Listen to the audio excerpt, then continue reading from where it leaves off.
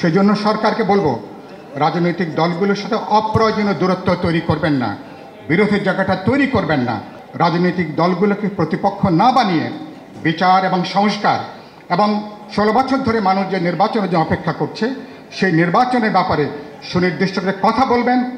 আমাদের মুরব্বীরা বলতেন, কথার মধ্যে কিছুটা পুরুষতান্ত্রিকতা আছে। নারীদের মন বোঝা নাকি ভার, নারীর মন বোঝা নাকি কঠিন। এটা বহু শতাব্দী ধরে কথাটা চলে আসছে। মনে হয়েছে এখানে বসে বসে আমরা কি সরকারের মন কি কিছুটা আমরা বুঝতে পারছি? এবি পার্টি মনে হয় সরকারের মন কিছুটা হয়তো বুঝতে পারছে, আর সেটা নিশ্চয়ই তারা নিশ্চয় হয়তো আমাদের চেয়ে বেশি দাবি করবেন।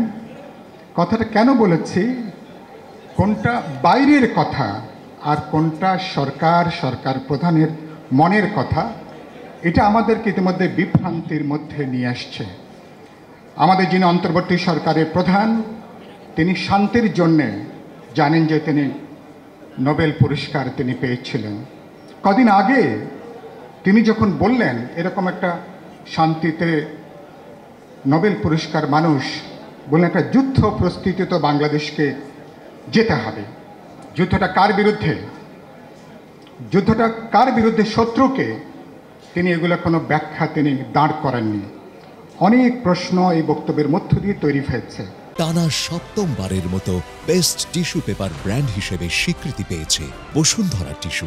তার আগে কদিন আগে তার পররাষ্ট্র সচিব সরকার যখন বললেন যে বাংলাদেশের ভূখণ্ড ব্যবহার করে রাখাইন পর্যন্ত একটা মানবিক করিডোর দেবার নীতিগত সিদ্ধান্ত নিয়েছেন, সরকারের প্রধান উপদেষ্টার প্রেস সচিব একদিন পরেই তিনি বললেন এরকম কোনো সিদ্ধান্ত হয়নি। কথাটাই সেজন্য বললাম, এবং তারপরে আবার বললেন, এবং ইতিমধ্যে রাজনৈতিক দলগুলো আলাপ আলোচনা হয়েছে। তারা বলছেন, তারা নানা উদ্বেগ করেছেন এই করিডোর দেওয়ার সাথে আমাদের ভূ রাজনীতি, আমাদের জিওপলিটিক্যাল স্ট্র্যাটেজিক সমস্যা এবং আমাদের জাতীয় নিরাপত্তার প্রশ্ন আছে। মানবিক করিডোর ভবিষ্যতে সামরিক করিডোরে পর্যবসিত হবে কিনা, নাগরিকদের মধ্যে, জনগণের মধ্যে সে প্রশ্ন ইতিমধ্যে উত্থাপিত হয়েছে। সে কারণের জন্য সরকারকে বলতে চাই, প্রধান উপদেষ্টা তিনি রাজনীতিক নন, রাজনীতিকদের মতন ঘুরিয়ে ফিরিয়ে কথা বলতে তিনি পছন্দ করেন না।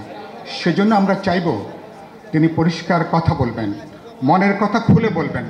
ঢাকার একটা পুরনো সিনেমা, গোলাপি যখন কোনো কথাই বলছে না, গোলাপিকে বলছে, গোলাপি মনের কথাটা খুলে ক, মনের মধ্যে কি কথা আছে কথাটা খুলে ক। সরকার উচিত হবে বিচারের যে কাজ শুরু হয়েছে, বিচারটা দৃশ্যমানভাবে কোন পর্যায় পর্যন্ত এগোতে চান পরিষ্কার করে ঝেড়ে কাশেন, পরিষ্কার করে কথা বলেন। সংস্কারে শুরু হয়েছে, প্রত্যেকে আমরা সংস্কারের পক্ষে।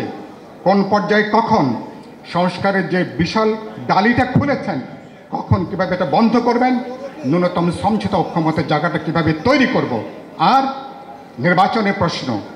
তাহলে প্রত্যেকে আমরা বিচার, সংস্কার এবং নির্বাচন প্রত্যেকটাই গুরুত্বপূর্ণ।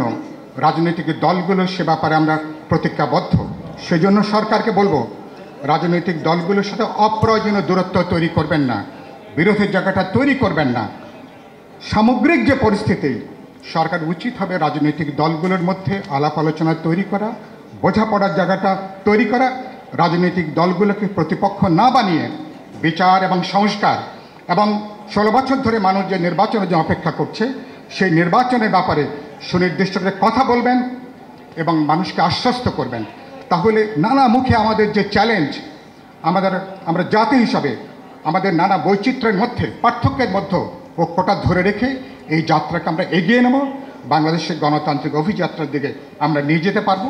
এবি পার্টি সেই অভিযাত্রায় তারা নিশ্চয়ই সরকারের মনের কথা আমাদেরকে আরও মাঝে মধ্যে তারা শেয়ার করবেন, খুলে বলবেন। এবি পার্টিকে আরেকবার শুভেচ্ছা, ধন্যবাদ, ভালোবাসা জানিয়ে আমি আমার বক্তব্য এখানে শেষ করছি।